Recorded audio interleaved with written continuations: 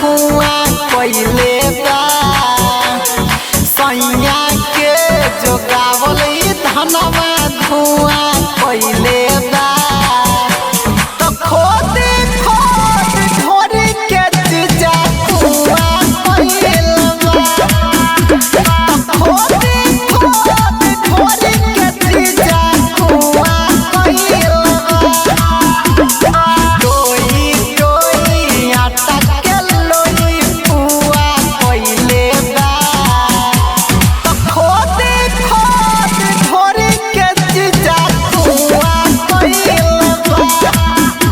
तो खोद खोद ढोरी के जीजा धुआं कइले बा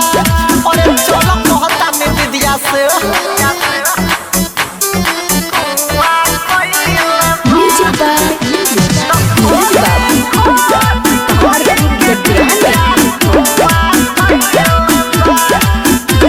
लगाई जब लोसन तो करेला शोषण अरे माई रे माई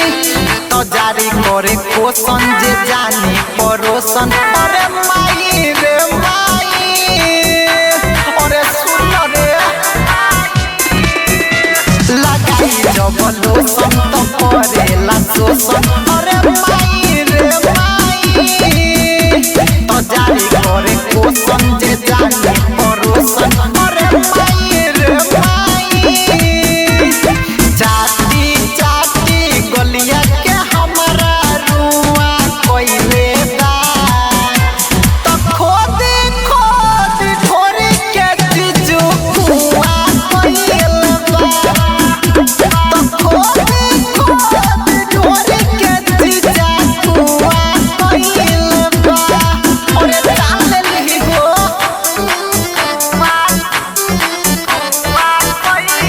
म्यूजिक बाय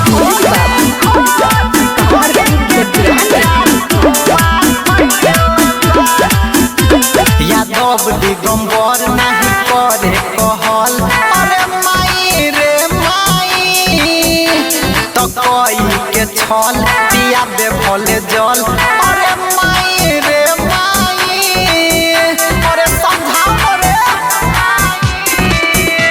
यादव दिगंबर नहीं करे कहल अरे माई रे माई